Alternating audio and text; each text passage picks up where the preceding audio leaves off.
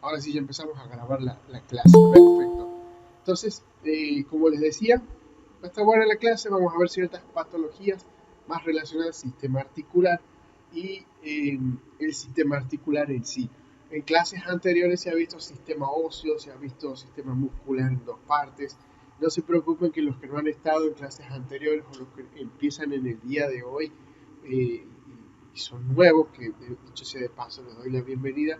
Estas clases de sistema óseo las pueden ver más adelante de nuevo en vivo para que puedan hacer consultas y todo lo que quieran. Igual quedan grabadas, pero es como que el alumno siempre quiere estar en vivo, por más que esa clase ya quede grabada y la puedan ver en algún momento, se puede repetir más adelante, así que no hay problema. Entonces, bueno, voy a ir compartiendo aquí mi pantalla. Ahí voy a sacar un poco la cámara para que no influya mucho en la velocidad de bueno, lo que tiene que ver con el Wi-Fi y la conexión. Pero creo que está bastante bueno el Wi-Fi. ¿Ustedes qué me pueden decir? ¿Se escucha bien? ¿Se está trabando algo? Muy bien, se escucha espectacular. Sí, Perfecto, sí, se escucha bien. Se perfecto. escucha muy bien. Buenísimo. Entonces aquí voy a compartir toda la pantalla y se van a ver ustedes. Así que ya voy a pasar ahora a la parte de un PDF que tengo para empezar a comentar sistema articular. Como verán, las primeras tres clases que hemos visto, o mejor dicho cuatro, si dividimos al sistema muscular en dos, es como que estamos hablando del sistema osteo-mio-articular. Osteo de hueso, mio de músculo y bueno, articular de lo que vamos a ver ahora, que es básicamente como los fundamentos que tiene la masoterapia, en donde se apoya en estos tres sistemas sobre todo, el muscular primero, el óseo y después el articular. Así que es clave que estos tres sistemas lo manejen, sobre todo el muscular. Y para los que después se van a querer dedicar a la parte de retención de líquido, edemas, la parte de las varices, sistema circulatorio y todo eso que tiene que ver con líquidos, sobre todo en el cuerpo, clave que puedan manejar sistema linfático, circulatorio y urinario. Esos tres sistemas. Así que igual se van a comentar los sistemas respiratorios también, porque más adelante vamos a enseñar así en vivo también técnicas de relajación mediante la respiración, no solo la técnica de eh, diafragmática, sino hay otra que se llama de Jacobsen, está muy buena, pero son técnicas súper interesantes que les ayudan a ustedes a relajar a ese paciente con técnicas de respiración, así que está bastante bueno. Sistema neurológico también vamos a ver porque puede que necesiten cierta noción general de lo que viene siendo el sistema nervioso, por si tienen que trabajar en conjunto con un kinesio para rehabilitar a un paciente con accidente cerebrovascular o alguien que tenga una parálisis facial. Entonces, la masoterapia estimulante en la cara para esos pacientes es muy buena, es bárbara. Y si le sumamos a eso la aparatología, donde se le agrega a ese paciente, por ejemplo, electroestimulación, que son esos pequeños golpecitos de corriente, obviamente que simplemente hacen un cosquilleo en el músculo, pero le transmiten un mensaje de acción que lo activa. Eso en combinación con el masaje repetitivo, estimulante y rápido, créanme que la lesión se recupera mucho más rápido que si el paciente no hiciera nada.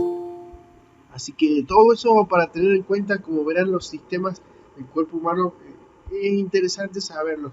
Eso me consultaba una vez una alumna, y creo que el comentario está en el canal de YouTube, que decía, tenemos que aprendernos todas las costillas, hay que saberse las 24 en total, por qué se le llaman verdaderas, falsas. Y sí, es importante saber, porque después, este, con el conocimiento, realmente tenemos buenos resultados también.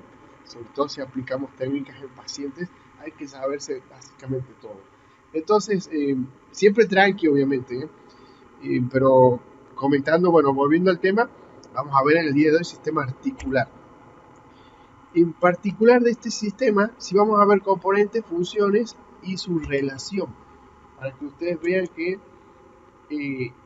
que todo tiene relación dentro de lo que es sistema óseo, muscular y articular. El concepto, chicos, es súper fácil. Eh, inclusive, básicamente nos está diciendo el concepto que puede haber más de dos huesos en donde una articulación pueda tener esa combinación de la congruencia que tiene que ver con los segmentos óseos. Articulación es la unión de dos o más huesos. Así de simple. ¿Pueden ser dos? Sí. ¿Puede haber uno? No. Dos mínimo.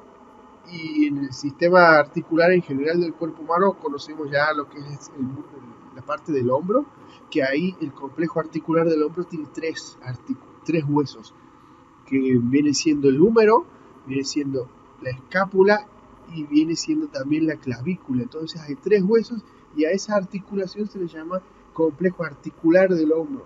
Porque complejo justamente porque tiene muchos elementos y forman un sistema bastante complejo que no solo es hueso, sino que es ligamento, músculos, tendones, parte vascular con arterias y venas y parte nerviosa. O sea que la parte del hombro, si usted tiene que tratar a un paciente con lesiones de dolores de hombro, la verdad que va a ser un paciente de largo plazo, muy crónico y que va a haber que tener paciencia porque es una articulación muy compleja, bastante compleja. Así que bueno, eso con respecto al concepto.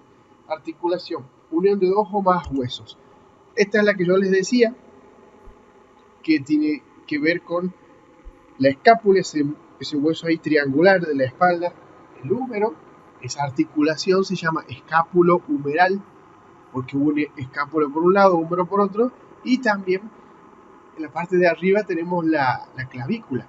La clavícula que se articula con la escápula, ahí cerca de un huesito que se llama acromion. Entonces la articulación se llama acromio clavicular, ¿sí? Esa articulación. Y como verán, ahí tenemos tres articulaciones en un conjunto, tres huesos, mejor dicho, que en conjunto hacen dos articulaciones, la del húmero con la escápula y de la clavícula con la escápula misma, en base al acromión. ¿Qué más tenemos? Esta otra también, ahí vemos varias articulaciones. Por un lado vemos el sacro, que también es un tipo de articulación, porque ustedes ahí se acuerdan, si habrán visto el sistema óseo, son 5 las vértebras sacras, y de alguna manera sí están articuladas, pero están todas fusionadas en un solo hueso, pero es un tipo de articulación que ya vamos a ver cómo se llama. El coxis lo mismo, y después tenemos la articulación del sacro con los huesos ilíacos, se le llama sacroilíaca a la articulación, tanto del lado derecho como del izquierdo. Un poquito más adelante tenemos el pubis, y ahí también hay una articulación, la sínfisis pubiana o púbica, que obviamente es una articulación que tiene el nombre de semimóvil. Ya vamos a ver por qué, sobre todo en el parto. Es una articulación que se abre un poco para ampliar el canal de parto. ¿Ah? Así que hay muchas cosas ahí a tener en cuenta. Y bueno, hablando de los componentes, también, como la definición lo dice, que es bastante sencilla, unión de dos o más huesos, los componentes también es fácil de entender.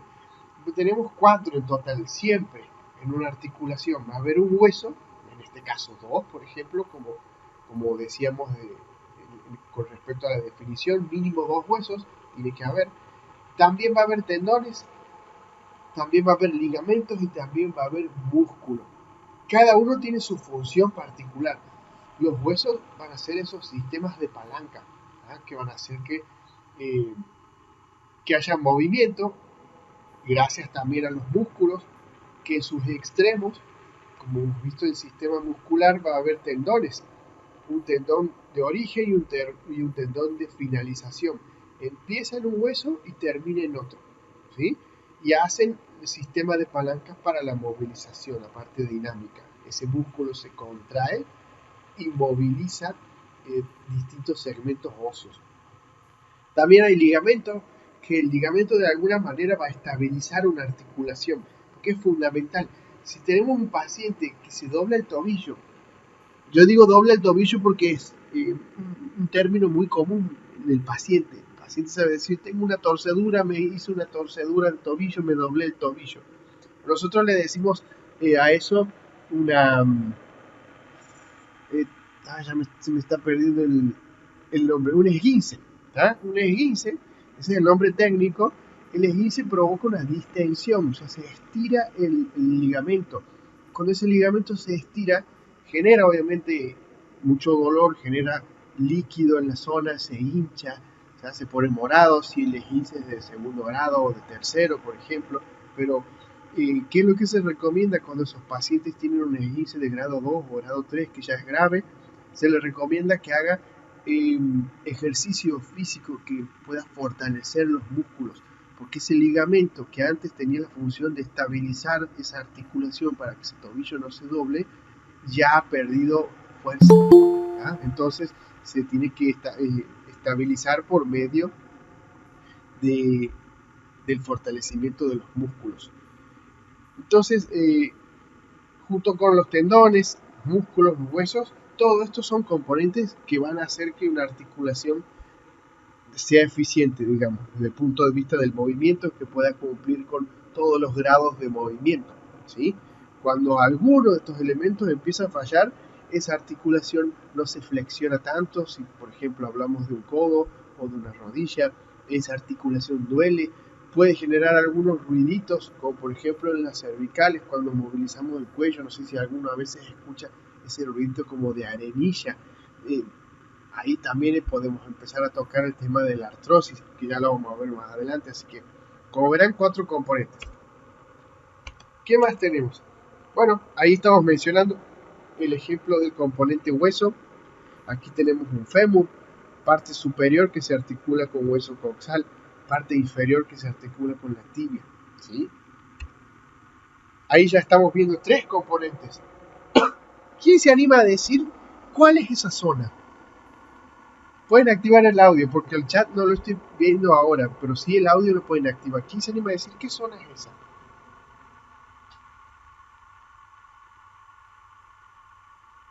Vamos, que está fácil, ¿eh? La parte posterior del pie. Del talones. Exacto, el talón, parte posterior del pie. Perfecto. Ahora, se las hago más difícil. ¿Cómo se llama la parte blanca?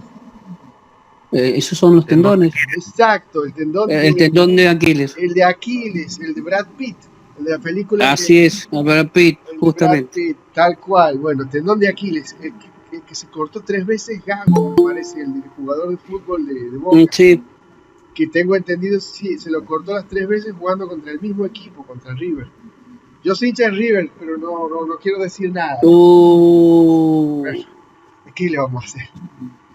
Sí, algún defecto hay que ver en la vida. Sí, tal cual. Y bueno, vamos a hacerla más difícil ahora. ¿Cómo se llama la parte roja que está ahí? ¿Qué músculo es ese? Los gemelos. Los gemelos, tal cual. O sea que es un tendón bastante fuerte que se inserta ahí en la zona del hueso calcáneo. Ahí tenemos 3 elementos, 3 componentes de la articulación: el músculo, el tendón y hueso. Varios huesos hay ahí. Hay huesos. Miren esto, no los quiero asustar, pero así se ven la cantidad de ligamentos que hay en el tobillo. Y uno dice, pero así todo, uno cuando pisa mal una baldosa en una calle, o cuando una mujer usa tacos y se le dobla el tobillo, estos ligamentos también se distienden, se lesionan. Sobre todo, el que más se lesiona es el ligamento peroneo calcáneo, el que va desde el peroné hasta el hueso calcáneo, ¿sí? Ese ligamento se estira mucho porque el tobillo se dobla, a veces se puede llegar a cortar y eso ya provoca un esguince de grado 3. Más adelante vamos a ver qué tipo de técnicas de masoterapia hay en esos casos, una vez que la hinchazón cede, se reduce, ¿sí?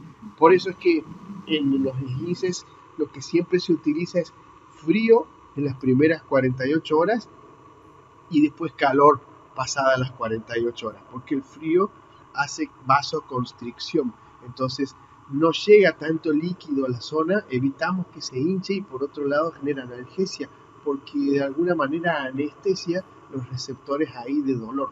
Y aparte de eso también se coloca vendaje. Entonces, ¿cuál es el objetivo del esguince cuando en la primera vez, en las primeras 48 horas, que no haya tanta hinchazón, que no se hinche demasiado? ¿Por qué? Porque se le complica más la deambulación al paciente, Si se hincha demasiado, la piel se estira y como ustedes saben, la piel también tiene receptores nerviosos y receptores de dolor.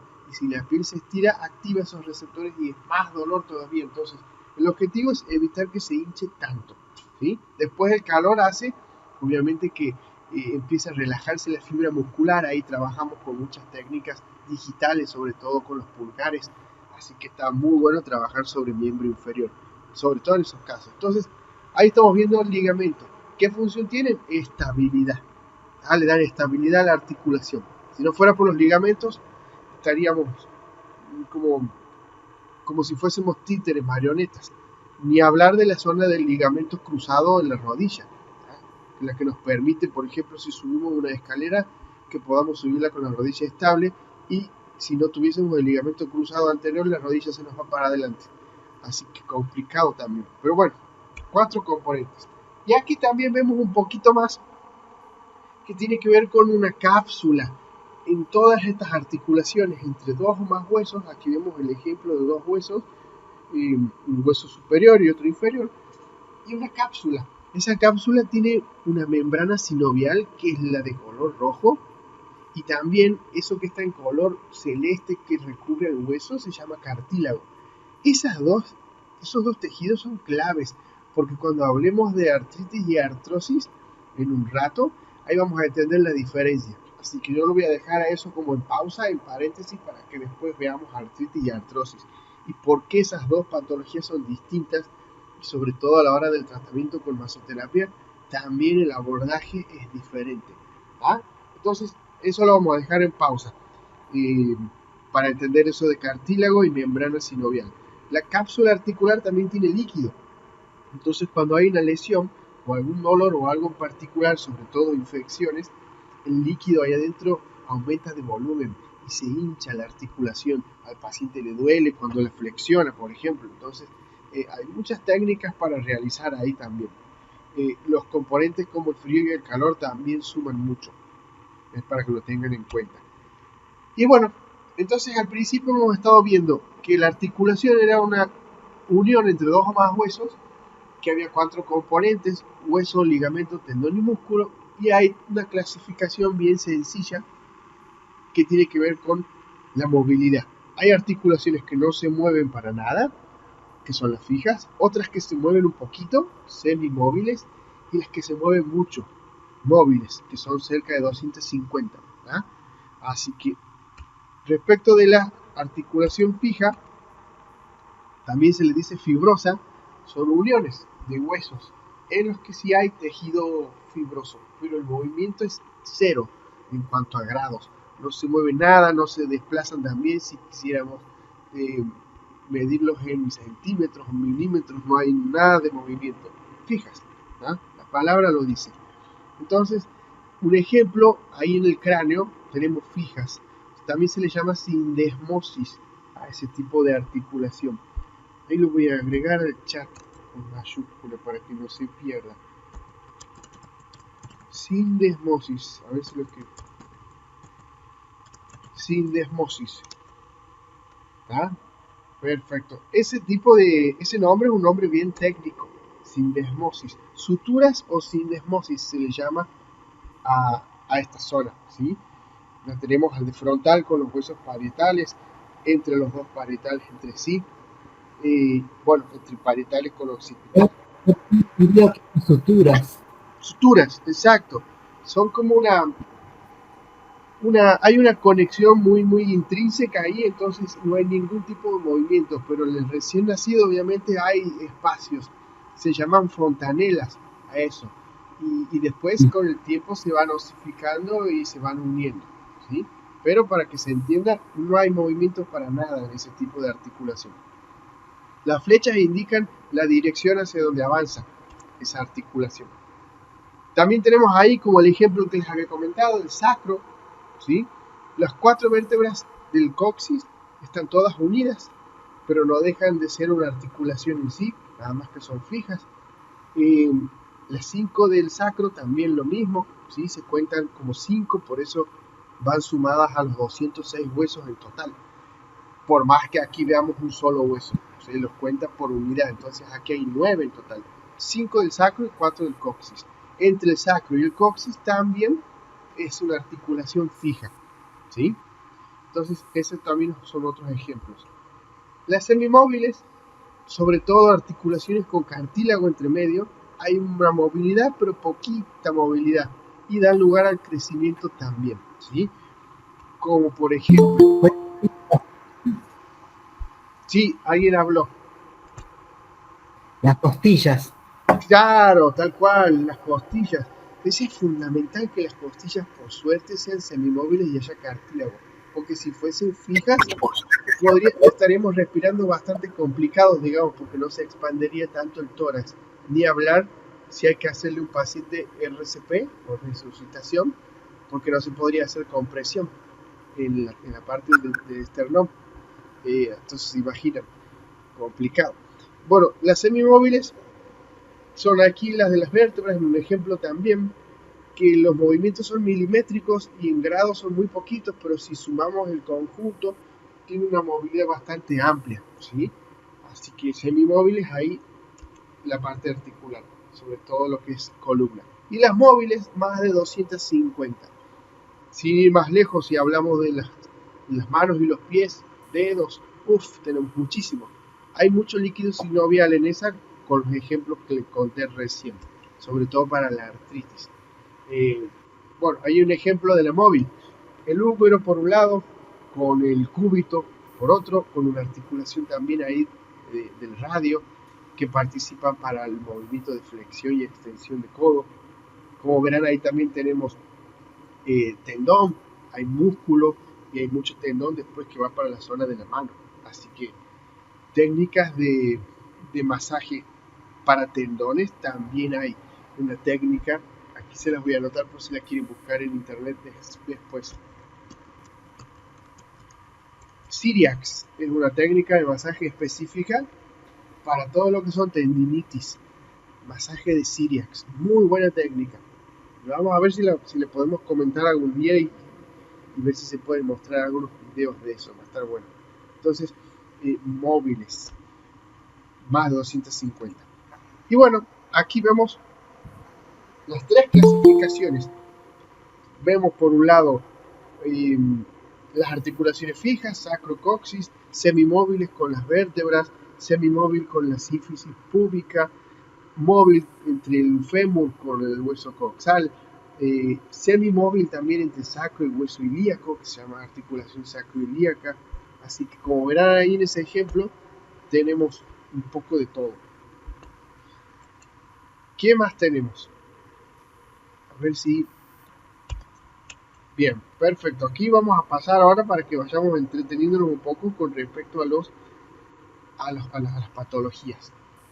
Entonces, si hablamos de articulación semimóvil, estamos hablando de, por ejemplo, columna vertebral. Y muchas veces en la columna, sobre todo en distintas zonas, en el caso de las cervicales, que son muy móviles, puede haber presencia de hernias de disco. Son en menor frecuencia, pero cuando se presentan hernias de disco en cervicales, son un poco más difíciles de tratar, de rehabilitar, de reducir el dolor y de operar, porque hay mucha vascularización, hay mucha arteria, vena, nervios, médula espinal ahí más compleja. Si hay hernia de disco, por lo general en los pacientes en la quinta lumbar y la cuarta son las más frecuentes de hacer hernia. Pero bueno, dentro de lo que son las patologías, técnicamente hablando, es una protusión, o sea que es como que algo se sale del lugar, ¿sí? Del núcleo pulposo y del disco vertebral, que se van hacia afuera de todo lo que viene siendo el eje central de la columna.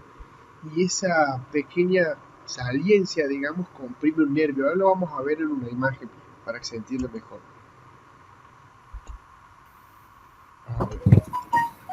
Ahí tenemos. Con respecto a los síntomas, bueno, son muchos, pero yo pude anotar los más importantes, los que más se ven con más frecuencia, más comunes.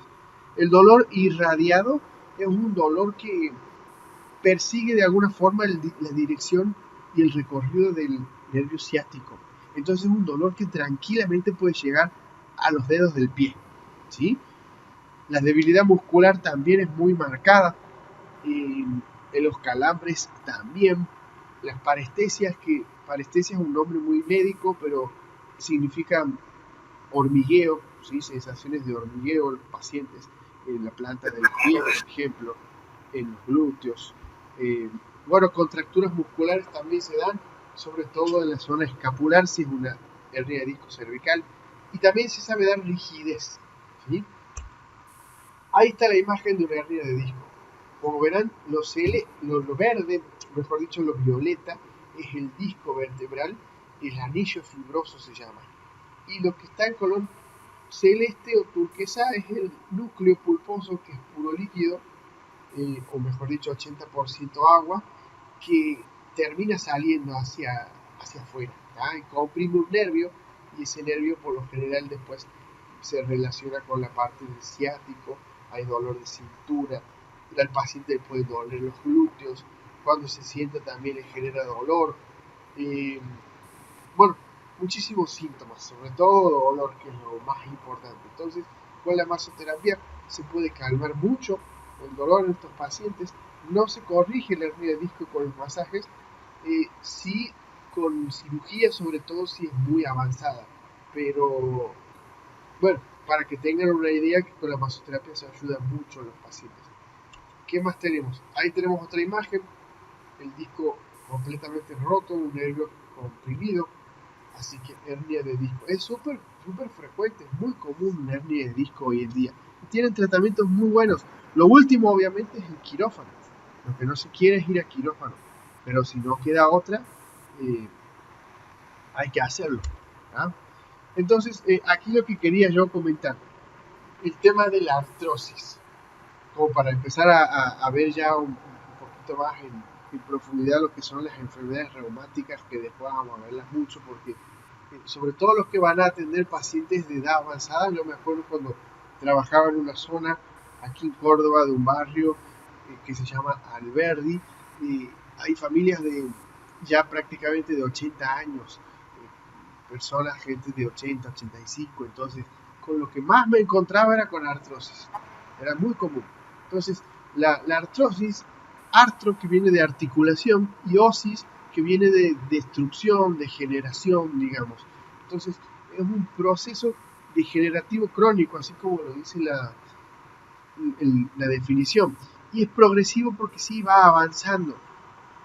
Por ahí lo que se puede hacer con los medicamentos es ponerle un poco el freno, o mejor dicho, el freno de mano, como para que no avance tan rápido.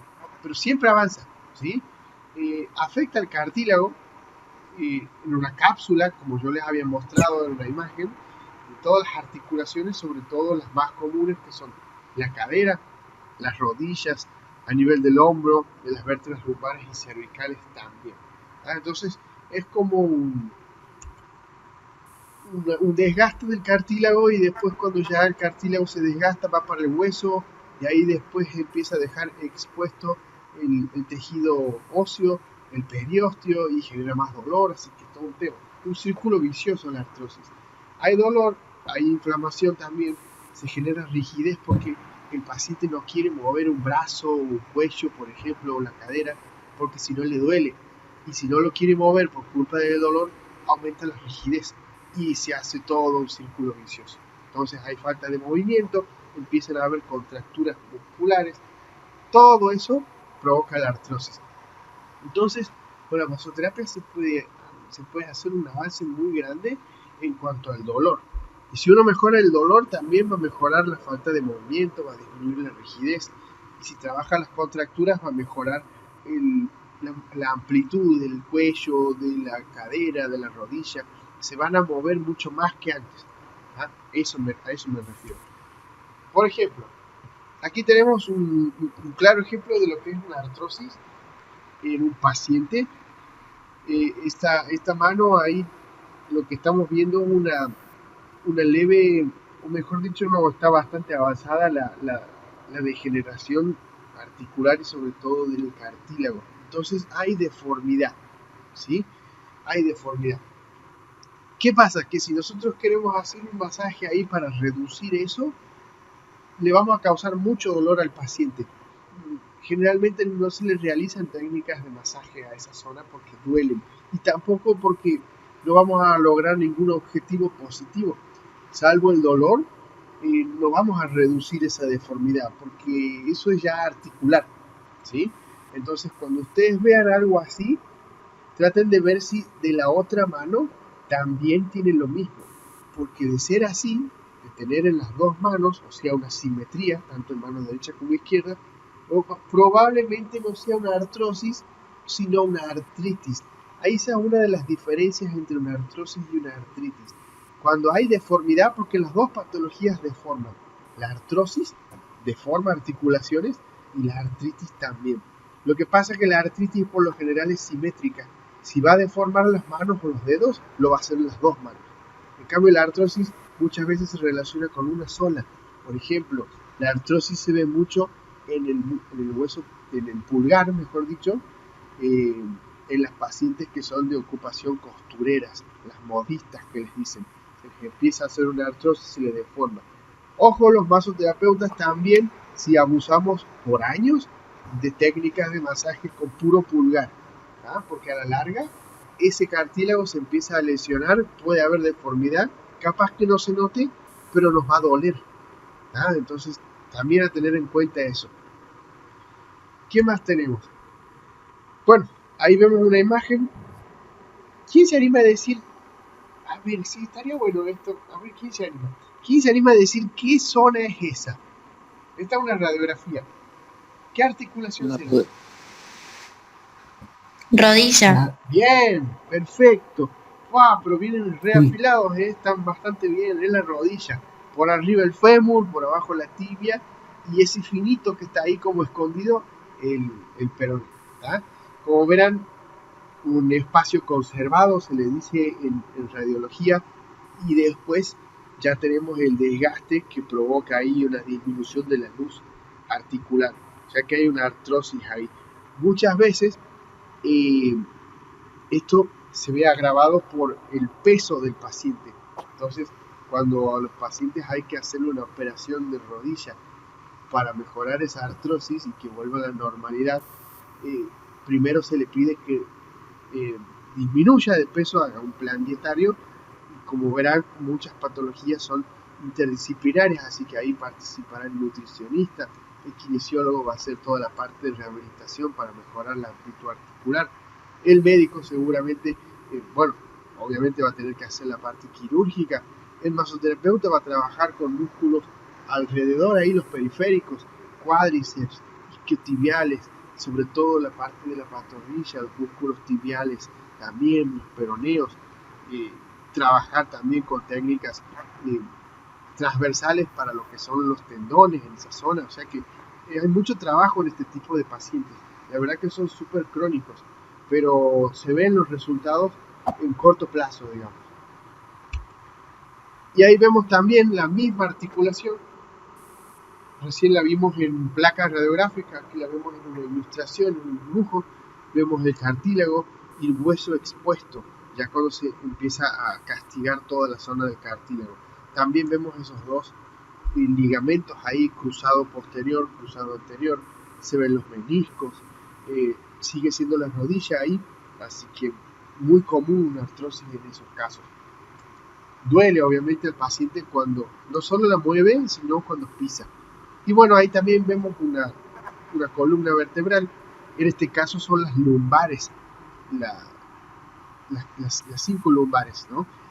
Y esos que están marcados en rojo, eso vendría a ser, se le llama en radiología, a ver si me acuerdo el nombre, pico del oro se le dice, créanse o no, pero es muy gracioso a veces los nombres que uno lee en los libros de algunas patologías. Pico del oro se le dice a esta. Me acuerdo que hay una que siempre me hace gracia, se llama síndrome de sábado por la noche.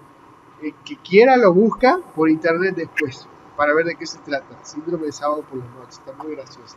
Signo de la lata vacía, también hay otra. En cada nombre que cuando estaba estudiando en la facultad me hacía gracia. Digo, ¿cómo le pondré estos nombres? Y después, cuando un profesor me preguntaba sobre una patología, sobre esas, me acordaba bastante por el nombre mismo. Entonces era re interesante. Y bueno, Esos picos del oro son de signos de artrosis. Es como lo normal debería verse como las vértebras superiores. No se ven esos piquitos, digamos. Pero cuando se ve eso en una radiografía de columna vertebral, sobre todo las lumbares, hay un claro signo de artrosis. ¿Ya? Por otro lado, también esos huesos se ven un poquito translúcidos. De alguna manera también está combinado con una osteoporosis. Así que un paciente que tiene varias cosas complejas, digamos. Eh, ¿Qué más tenemos? ¿Hasta aquí alguna consulta o duda? ¿Alguien quiere preguntarme algo?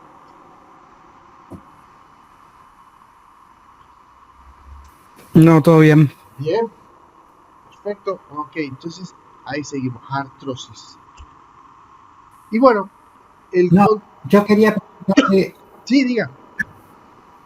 sí, yo le quería preguntar si siempre es la diferencia de la artritis, de la artrosis, que tienen que ser bilateral. Por lo general, sí, salvo algunas excepciones, eh, la mayoría de las veces, bueno, 7 de cada 10, eh, generalmente la artritis bilateral y la artrosis unilateral. Sí. Porque yo atiendo a una paciente que tiene los deditos, las falanges, así como mostraban hace rato en las placas, las dos manos. Bien. Entonces ella tiene una artritis, no una artrosis. Y ella me dice siempre artrosis, me dice. Y yo le digo, no, Artrosis. esto es una artritis. ¿Mm? Habría que verlo porque hay casos particulares. Puede que esté en ese 30%, digamos, que sea una artrosis, pero bilateral. Habría que preguntarle qué ocupación tiene la paciente, si utiliza las dos manos para algo en particular, algo puntual, que tenga que hacer un movimiento muy repetitivo con las falanges. ¿Ella a qué se dedica? Ella se dedicaba, porque ya está jubilada, Sí. se dedicaba a las manzanas, trabajaba en los galpones y clasificaba manzanas. Ah, mirá. Bueno, probablemente haya usado los dos brazos. Habrá que evaluarlo. Habría que evaluarlo, pero lo más probable es que tenga una artrosis en ese caso la paciente. Se hacen algunas pruebas extra eh, de laboratorio si tuviese que sospechar el médico que hay una artritis. De cualquier manera, ya vas a ver que hay ciertas similitudes entre una técnica de masoterapia para artritis y artrosis, entonces no hay problema. ¿Ah? Eh, ¿Qué más? Bueno, artritis reumatoidea. ¿Sí? La artritis está englobada dentro de las patologías reumáticas, la artrosis en ese caso no. Pero esta también es degenerativa. Itis, itis significa inflamación. Osis, que habíamos visto en la artrosis, significa desgaste, erosión, destrucción, degeneración. En cambio, la itis siempre significa inflamación de la articulación. ¿Ah? Eh, Hay dolor también, hay deformación y se ubica sobre todo en la membrana sinovial de las articulaciones. Fíjense aquí en esta imagen. Aquí estamos viendo de vuelta la rodilla, vemos el cartílago articular que justamente se lesiona por las artrosis y la membrana sinovial es afectada por la artritis.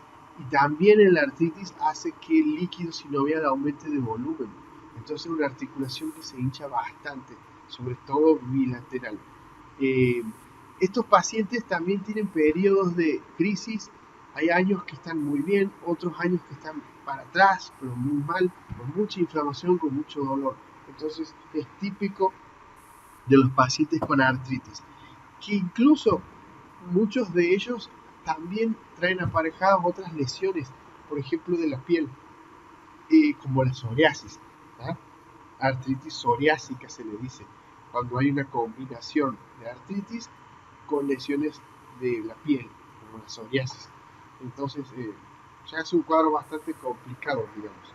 Eh, ¿Qué más tenemos? Bueno, fíjense aquí en esta imagen bilateral la, la artritis en la parte de las manos, en los pies también, ¿sí? Se alcanza incluso a deformar bastante.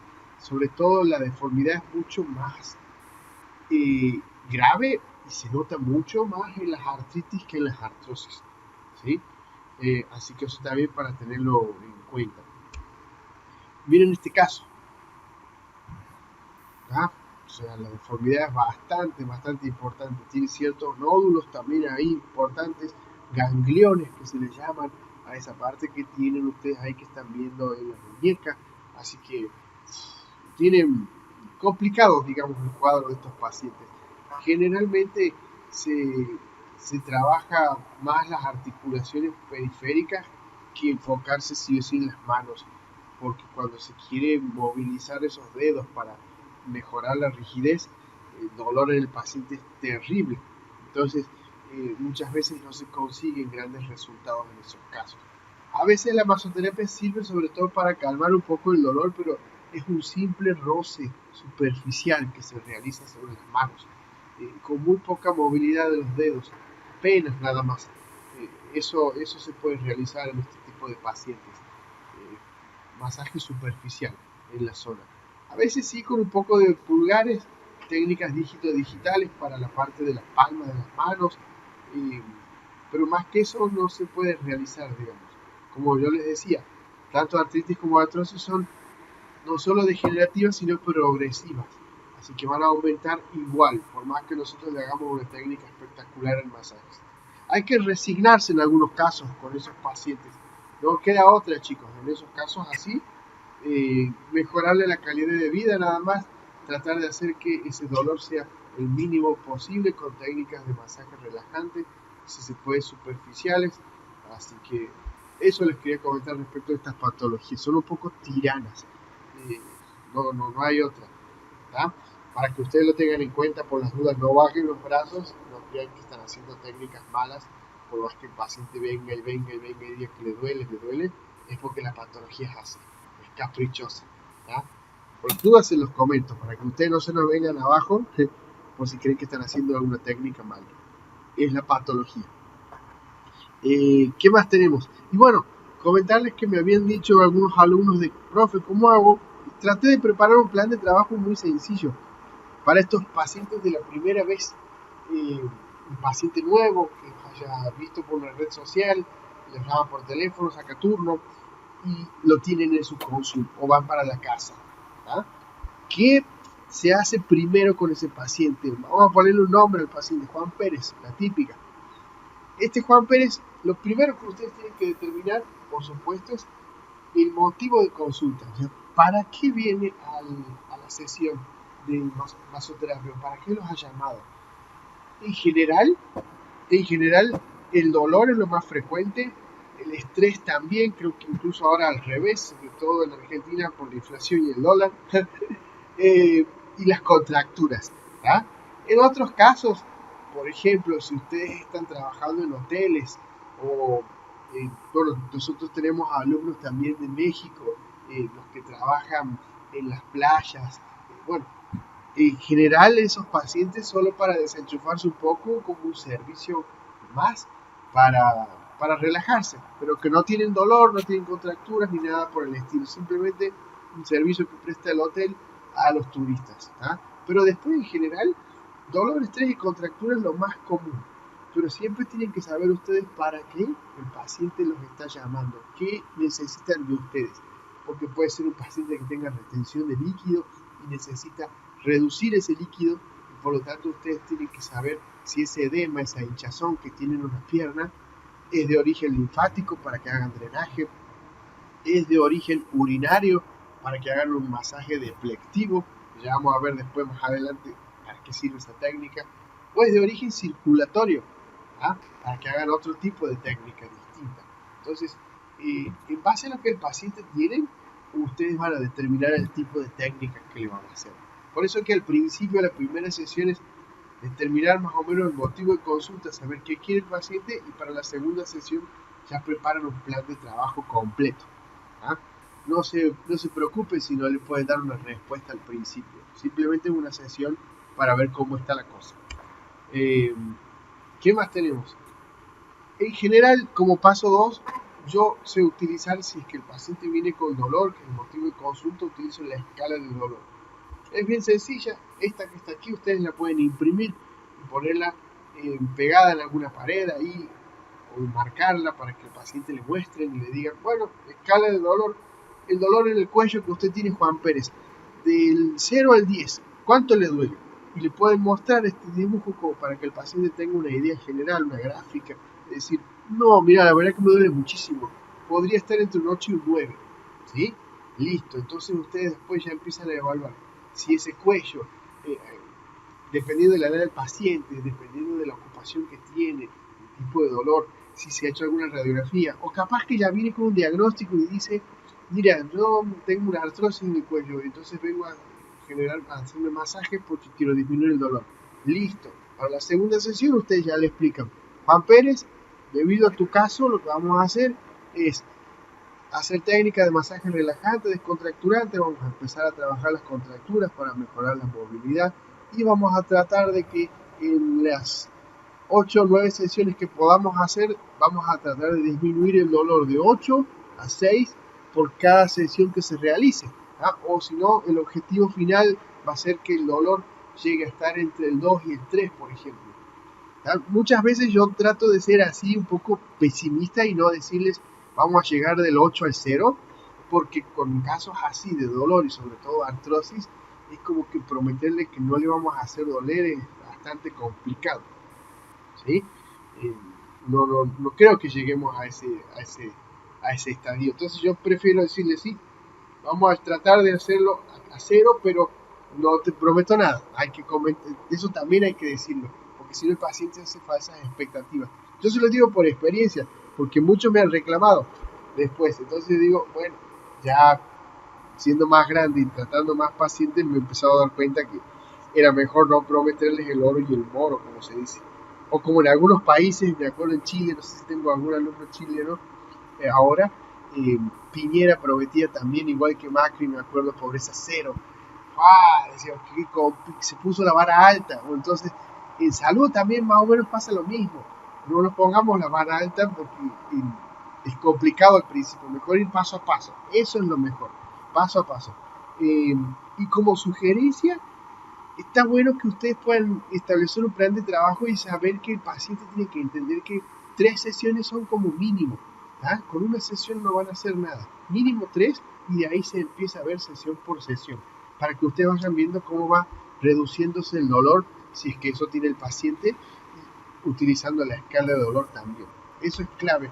Háganle entender mínimo 3 sesiones. Porque no nos vamos a hacer nada con la primera.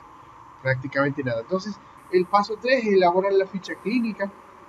¿Sí? Es clave porque ahí van a saber ustedes antecedentes patológicos, hereditarios, ocupación del paciente, ahí van a tener una idea. Por eso le preguntaba recién a uno de los alumnos de qué trabajaba esta paciente, me había comentado ahí haciendo todo lo que es la parte de manzanas. Y bueno, es clave también para poder entender un poquito cómo viene la mano, si la ocupación influye en el dolor. Así que elaboración de ficha clínica fundamental. ¿Qué más? Paso 4, en general yo también lo hago. ¿Alguien quería preguntar algo? Porque escuché justo un... ¿Nadie? ¿Sigo entonces? Ok. En el paso 4 yo por lo general le informo al paciente las técnicas que voy a realizar. Como para que tenga una idea y sobre todo qué quiero buscar con esas técnicas en una primera sesión. ¿Sí? Para después ya, para la segunda, la tercera y las siguientes, el paciente tenga una idea de que ya estamos entrando en el plan de trabajo y bueno, sobre todo, a ver, una frase que estaba escuchando la otra vez, cuentas claras mantienen la vista, no sé si tendrá mucho que ver, pero yo al paciente le explico todo al principio para que se haga una idea y después con eso se trabaja más tranquilo, porque ya no tenemos un paciente ansioso de que quiere los resultados ya, sino que sabe que va a tener un tiempo de un mes, por ejemplo, con X cantidad de sesiones para tratar X objetivo, que sea disminuir el dolor de 8 a 5, por ejemplo. Es fundamental eso. El plan de trabajo, como les había comentado al principio, mínimo 3 sesiones, mínimo, para que el paciente lo vaya entendiendo. Es bueno también que puedan aplicar ahí cuando tienen que establecer los precios, que ya más adelante vamos a ver eso, que puedan hacer un descuento obviamente en esos casos. Por ejemplo, si estamos hablando de en Argentina un precio de un masaje de 900 pesos, pero si se hacen 3 técnicas, en vez de que sean 2.700 pesos, que sean 2.000 pesos, por ejemplo, o 2.500, ustedes irán viendo. Esto de los precios también es bastante relativo, porque yo siempre sugiero al alumno que cuando tenga que establecer sus precios de sus servicios, haga como una especie de investigación de mercado, así entre comillas lo digo. Vean qué precios se están cobrando en su zona, llamen por teléfono, háganse pasar por pacientes, pregunten el precio, y cuando tengan 4, 5 o 6 más o menos precios establecidos, definen un promedio, ¿sí? Hagan un promedio, suman todos esos precios, lo dividen entre la cantidad de precios que tienen y les va a dar el promedio. Entonces, esa es una opción para establecer sus precios. Pongan el promedio de todos los que están trabajando cerca de ustedes, ¿sí? La otra opción, que no les recomiendo, muchos lo hacen, es poner un precio más bajo del promedio o del mínimo. Por ejemplo, si tienen 3 precios y han escuchado que el masoterapeuta Juan cobra 500, Alberto cobra 700 y Andrés cobra 1000, no pongan 400 para su precio, ¿tá? Pongan el promedio, o si se quiere pongan un poquito por encima del promedio, porque cuando tengan que subir los precios el paciente lo va a notar, se va a notar mucho. Entonces les va a costar cada vez más después subir los precios y más o menos establecerlos cerca del promedio. Y tal vez si son muy buenos haciendo las técnicas y el paciente los promueve, les hace publicidad por el boca a boca, cuando quieran subir el precio porque realmente lo vale, no es lo mismo subir de 400 a 900 que de 700 a 900. ¿tá? Como ejemplo también lo pongo. Y a veces los alumnos me han dicho, no, profe, que lo ideal es poner un precio bajo porque recién estamos empezando. ¿tá? El paciente no sabe eso. Lo único que lo saben son ustedes. Entonces, el paciente lo único que sabe es que están en la zona, pero tal vez no sabe que ustedes ya vienen haciendo muchos masajes antes. Así que eso no hace falta que se lo aclaren. El paciente no tiene idea que ustedes recién empiezan. Esa idea la tienen solo ustedes y solo ustedes la saben. Pero aprovechense de eso y pongan un precio que no sea ni muy alto ni muy bajo. Pongan promedio y un poquito más. Esa es mi sugerencia, digamos. Yo por lo menos lo hacía así. Bueno, después vamos a ir comentando más sobre esos tips. ¿Qué otro paso? Sí, a ver si alguien estaba hablando ahí. Sí, la verdad que sí. Mejor hacer, como usted dice, precio promedio. Sí, para después no asustar, más como estamos ahora en la economía, para no asustar a nadie, si tenemos que aumentar. Tiene razón. No, sí, fundamental. Yo me acuerdo una época cuando trabajaba en otra provincia que no era Córdoba y trabajaba en Santiago del Estero. Allá en Santiago, por lo menos en los pueblos más chicos, la gente está acostumbrada como a comparar mucho los precios y a tratar de ir al más barato. Entonces me acuerdo una paciente me decía, ¿cómo me va a cobrar? En esa época me acuerdo salía de 20 pesos le cobraba el kinesiólogo la sesión a la paciente. Y usted me viene a cobrar 50, yo ahora no lo tengo al kinesiólogo que me cobraba 20, pero prefiero irme a otro que me cobre menos. No hay problema, vaya, le decía a la paciente, pero esta es mi precio de sesión, 50 cuesta. Con eso la maté y después la tuve siempre, pero porque ella notó que los servicios eran muy buenos. Entonces estuve mucho más tiempo que el kinesiólogo anterior. Y bueno, sobre todo enfocándome en la patología. Así que el precio tiene que ir de la mano del servicio que ustedes prestan. ¿tá? No sé si se habrán hecho alguna vez una técnica de masaje en un spa o en algún lugar en donde hay mucha cantidad de pacientes y muchos terapeutas y la sesión les ha durado 25 minutos y han pagado algo muy muy barato. Entonces después cuando ustedes ven que salen de esa sesión, como que no notaron mucho cambio, porque fueron 25 minutos, porque las técnicas se las hicieron así nomás, porque capaz que esa persona trabajaba ahí y llevaba poco tiempo de experiencia. Entonces hay muchas cosas a tener en cuenta con el tema precio. Y generalmente la gente asocia el precio como mientras más caro, pareciera ser que el servicio es mejor. Y cuando la gente ve que el precio es muy barato, empieza a dudar, dice, ¿será bueno? Entonces, todo eso influye. ¿Ah? Pero como decía recién el alumno, del promedio, ahí estamos. ¿Ah? Paso 6, se determinan los objetivos también. Y eso por lo general es la segunda sesión. Es decir, al paciente, de acuerdo a tu caso, vamos a tratar de reducir de 8 a 5 en 10 sesiones, por ejemplo. ¿Ah? Para que el paciente entienda que por lo menos hay 10 sesiones para hacer y que no sea ansioso, que sepa que en la primera sesión no vamos a lograr mucho, en la segunda sí se va a empezar a avanzar. ¿Ah? Pero es para bajarle un poco la ansiedad a los pacientes también. Paso 7, hay que definir qué le vamos a aplicar al paciente, qué vamos a empezar a usar. Capaz que un paciente que tiene rosácea y si aplicamos algún tipo de aceite o crema le aumenta la rosácea, o tiene alguna alergia a los geles que podamos aplicar, entonces está bueno. Por eso sirve también la primera sesión, como para ir viendo qué le podemos aplicar al paciente que le mejore. Si es una piel que absorbe muy rápido, capaz que no nos convienen las cremas, que nos conviene un aceite, o que nos conviene vaselina. Bueno, todo eso se va viendo, ¿sí? Por eso es fundamental las sustancias a aplicar y que tengan varias de todo tipo. Y otro paso es explicarle qué puede esperar de la primera sesión. Y para mí esto es clave. Yo muchas veces a los pacientes que me han pedido que haga una fuerza importante en las técnicas de masaje porque así se relajaban más, yo a veces les he hecho caso.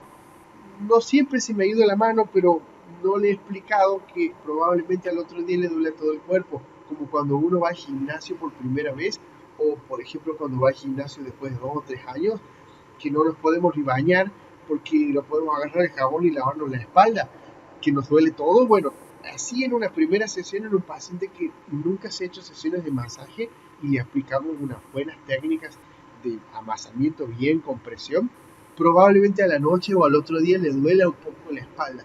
Y ese paciente crea que o le hemos hecho mal la técnica o algo pasó, pero lo mejor es explicarle, si en una primera sesión y nunca se hizo masaje, mira Juan Pérez, probablemente mañana te duele un poco el cuerpo porque hemos aplicado unas técnicas importantes en tal y tal músculo, hemos aplicado técnicas de masaje descontracturante en esta zona del trapecio, se ha liberado ácido láctico y todavía hay ácido láctico para eliminar. Entonces eso va a hacer que te duele un poquito mañana la zona. Después pasado mañana va a ser menor, probablemente cuando vengas el jueves y hagamos la segunda técnica ya no te va a doler casi nada, así que después eso se va viendo. Entonces así ustedes tienen que ir hablando con los pacientes y explicarles eso, porque si no se llevan ciertos chascos y sorpresas, porque por ahí ustedes agendaron 3 sesiones y el paciente no va a la segunda. Le escribieron, les clavó el visto en el WhatsApp y no van a la segunda sesión porque creyeron que le hicieron algo mal y le dolió todo el cuerpo. ¿Por qué? Porque no le explicaron al principio que eso es normal que pase.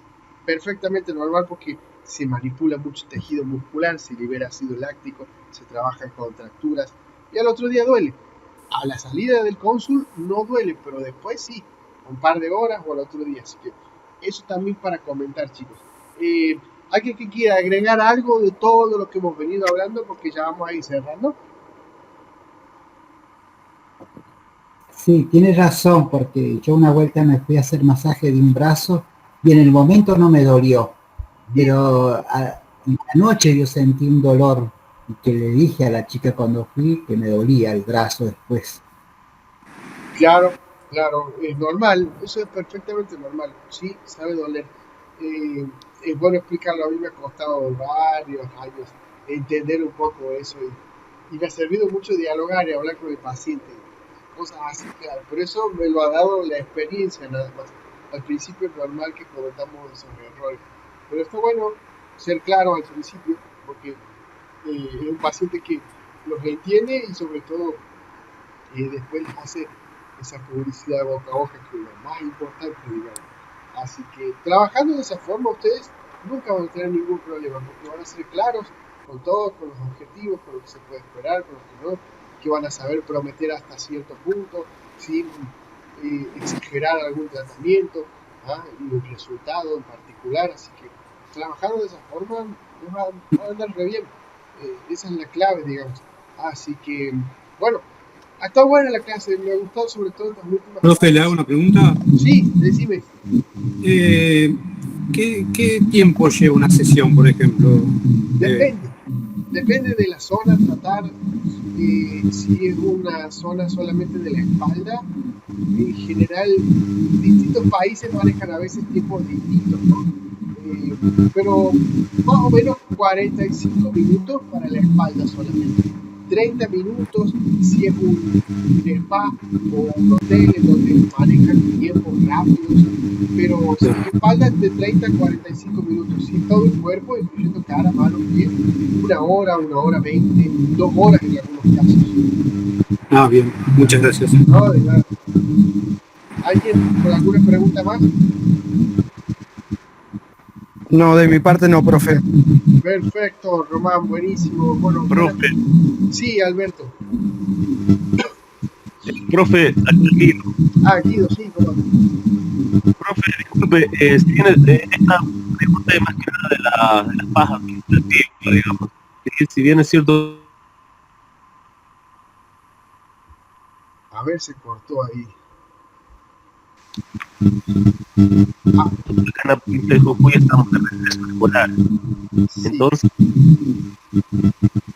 Mirá, porque se corta la... No te puedo escuchar bien la pregunta porque se corta. hola, profe. Sí, ¿Me ahora, escucha? Sí, ahora sí. Bien. Sí, le decía que esta pregunta es más que nada de la paz administrativa. Sí, No estuve participando en clases anteriores porque, bueno, en épocas de clases suelo tener yo a cargo un equipo de voleibol, sí, que entreno justamente los días viernes en la tarde-noche. claro. Eso no me ha permitido participar de los anteriores encuentros, ¿sí? La consulta es, ¿se van a seguir realizando los días viernes? Porque, bueno, yo estoy ahora con la posibilidad... Sí, se cortó, pero sí te respondo. Sí, los días viernes sí se van a seguir realizando. Ha sido, sobre todo, estas fechas así un poco distorsionadas. Bueno, sobre todo por mi problema de la disfonía. Pero después sí vamos a volver a la normalidad. Igual siempre van a quedar grabadas, pero a los alumnos les encanta hacer las clases porque participan y preguntan, sobre todo en esta última parte. Daniel me preguntaba de los tiempos de sesión. Todas esas preguntas sirven muchísimo porque no es una consulta solo de Daniel, seguro la tienen todos. Entonces está muy bueno.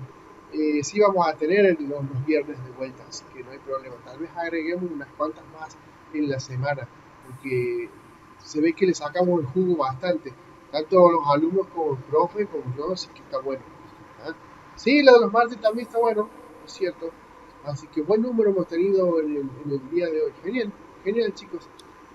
Ok, bueno, que sigan con una buena semana. Iba a decir buen fin de, pero no estamos en viernes. Así que, bueno, buena semana entonces y nos estamos viendo la próxima. ¿Tá? Se les va a avisar por el mail qué día vamos a tener, pero probablemente sea seguramente el viernes. ¿Tá? Bueno, gracias, profe, chicos. igualmente. Abrazo grande. Gracias. Muy bien. Nos vemos. Dios. Chao, chao. Nos vemos. Chicos. Saludos a todos.